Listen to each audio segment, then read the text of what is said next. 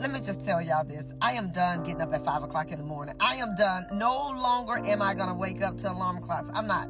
I'm going to allow my body to wake up gentle. I'm going to still get my 6 to 8 hours of sleep. And not that I'm even getting them right now, because I have been, for the last couple of months, and I don't know what it was, I have been just dragging. And I realized when I was listening to a podcast last night that said, stop waking up at 5 a.m., I'm like, okay, I need to listen to this, because this is truly getting ready to touch my soul. Y'all, and it did. We're not cut out for that. When I say we, I'm talking about women, ladies, right? We're not built to get up at 5 o'clock in the morning and go 100 miles per hour and then think that we can still survive. No, I'm done.